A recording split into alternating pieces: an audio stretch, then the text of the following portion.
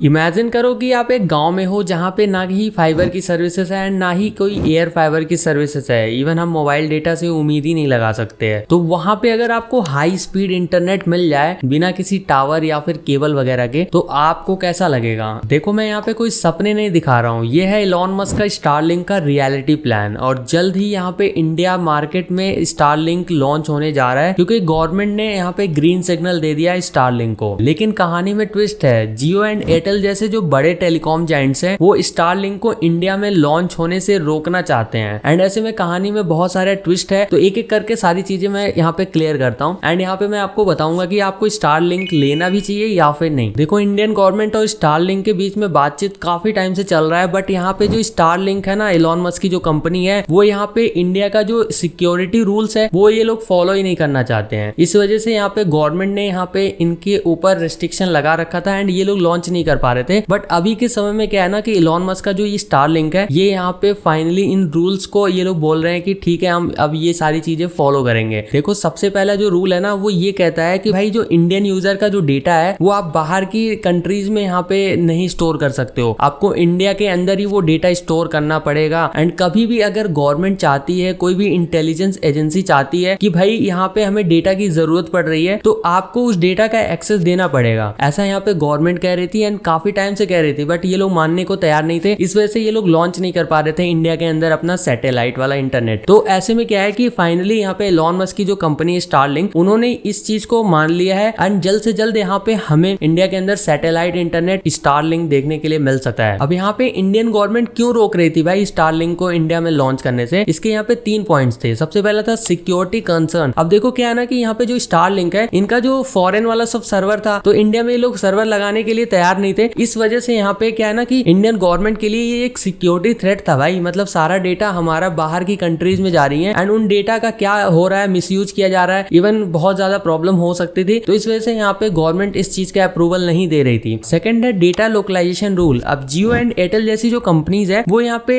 Local data storage rules को follow करती हैं। तो ऐसे में इलॉन मस्क की जो ये स्टारलिंक कंपनी है, गवर्नमेंट चाहती थी कि ये लोग भी ऐसा फॉलो करें, क्योंकि ऑलरेडी यहाँ पे जियो एयरटेल फॉलो कर रहा है। तो वो गवर्नमेंट जाहिर सी बात है सारी चीजों को चाहेगी कि भाई जो भी बाहर की कंपनीज है वो भी फॉलो करे। एंड ऐसे में क्या होगा ना कि भाई देखो, अगर इनका सर्वर बाहर रहता है तो सारा जो डेटा वगैरह है बाहर रहेगा। तो ऐसे में गवर्नमेंट अगर कभी कुछ क्राइम वगैरह हो जाता है तो डेटा ये लोग एक्सेस भी नहीं करा पाएंगे उस लेवल का। एंड डेटा वगैरह कभी लीक हो जाता है तो कंट्री के लिए बहुत ही बड़ा इशू था। तो इस वजह से स्टारलिंक को इंडिया में यहाँ पे आने नहीं दिया जा रहा था। थर्ड पॉइंट काफी ज्यादा इंटरेस्टिंग है। देखो क्या है ना कि जियो एंड एयरटेल जैसे जो बड़े बड़े टेलीकॉम जायंट्स है इंडिया के, वो नहीं चाहते थे कि भाई अगर स्टारलिंक इंडिया में आता है तो उसको स्पेक्ट्रम ऑक्शन में पार्टिसिपेट ना करना पड़े, डायरेक्टली इनको बिना बिडिंग के ही स्पेक्ट्रम मिल जाए। तो ये लोग नहीं चाहते कि भाई इतना आसानी से इनको स्पेक्ट्रम वगैरह मिल जाए। तो ये 3 इश्यूज थे जिसकी वजह से स्टारलिंक यहाँ पे इंडिया में आ ही नहीं पा रहा था। अब देखो यार, स्टारलिंक तो इंडिया के अंदर लॉन्च हो जाएगा, बट ये चीजें काम कैसे करेंगी वो समझते हैं। सबसे पहला क्या है ना कि देखो, फाइबर में क्या होता है, फाइबर केबल वगैरह आता है एंड उसके थ्रू यहाँ पे हमारा कनेक्शन वगैरह लगा दिया जाता है। सेकंड आता है एयर फाइबर। एयर फाइबर में क्या होता है कि यार सारी चीजें यहाँ पे वायरलेस होती है एंड ये लोग मोबाइल टावर के थ्रू यहाँ पे हमारे वहाँ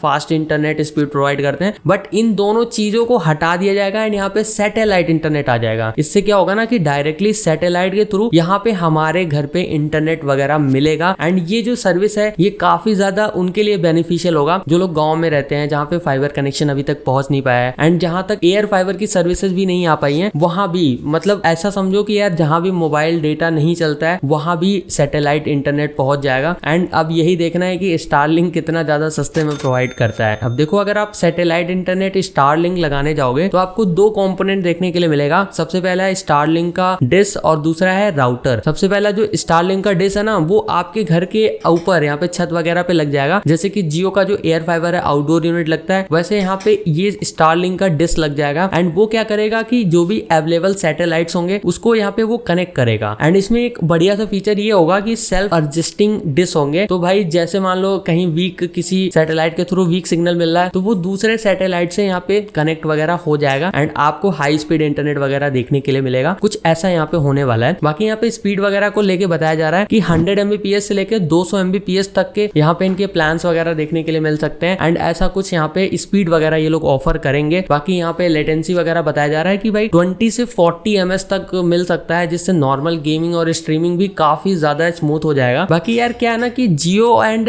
यहाँ पे एयरटेल वगैरह भी इस मार्केट में उतरेंगे साथ ही साथ, क्योंकि जियो भी काफी टाइम से अपना सैटेलाइट इंटरनेट पे काम कर रहा है। इवन यहाँ पे एयरटेल ने भी अपना वन वेव करके एक सैटेलाइट इंटरनेट वाला पूरा रजिस्टर करके रखा है एंड ये लोग भी लेके आएंगे मार्केट में जैसे ही स्टारलिंक यहाँ पे लेके आता है। एंड 2025 के एंड में हो सकता है कि ये सारी सर्विसेज को हो सकता है ये लोग टेस्टिंग वेस्टिंग कर लेंगे, कहीं ना कहीं तो आ ही जाएगा। बाकी यहाँ पे क्या है कि अगर हम फाइबर और एयर फाइबर के प्लान से अभी के समय में कंपेयर करें तो सैटेलाइट इंटरनेट का जो कॉस्ट है वो थोड़ा ज्यादा होगा। बेसिकली अभी एक रील मैंने देखा था इंस्टाग्राम पे जिसमें यहाँ पे खुद ही आप कंपैरिजन देखो, पहले ये वीडियो ही देख लो आप। ये कितने की है? बस यही ना हो, वरना यहाँ पे क्या होगा कि यार सैटेलाइट इंटरनेट नॉर्मल यूजर नहीं ले पाएंगे। जो लोग बिजनेस वगैरह करते हैं हो सकता है अपने बिजनेस के लिए ये लोग सैटेलाइट इंटरनेट ले लेंगे, बट यहाँ पे नॉर्मल यूजर अगर इतना ज्यादा प्राइसिंग होगा तो नहीं यूज करने वाले वो लोग। अगर फाइबर होगा तो फाइबर यूज करेंगे, एयर फाइबर यूज करेंगे, बाकी सैटेलाइट इंटरनेट पे अगर इतना महंगा होगा तो नहीं शिफ्ट करेंगे, मुझे जहां तक लगता है। अब यहाँ पे लॉन्च डेट एक्चुअली कब तक आएगा स्टारलिंक का, वो यहाँ पे काफी सारी चीजों पे अभी डिपेंड करेगा। सबसे पहला है डॉट का अप्रूवल, यानी कि स्टारलिंक ने अपने लाइसेंस के लिए तो भाई रिक्वेस्ट डाल दी है, लेकिन यहाँ पे मिनिस्ट्री ऑफ होम अफेयर और यहाँ पे डिपार्टमेंट ऑफ टेलीकम्युनिकेशन अगर अप्रूव करेंगे तभी जाके यहाँ पे इनको लाइसेंस वगैरह मिलेगा। उसके बाद ही ये लोग लॉन्च डेट वगैरह डिसाइड कर पाएंगे एंड सारी चीजें सेटअप वगैरह कर पाएंगे। सेकंड क्या है ना कि ट्राई की रिकमेंडेशन। अब देखो यार क्या है ना कि गवर्नमेंट ने ऑफिशियली बोला है कि यहाँ पे कोई स्पेक्ट्रम ऑक्शन नहीं होगा सैटेलाइट इंटरनेट के लिए, ये लोग वैसे ही अलॉट कर देंगे। तो इससे यहाँ पे जियो और एयरटेल अगेंस्ट है, बट यहाँ पे देखते हैं कि जब तक ट्राई का ये रिकमेंडेशन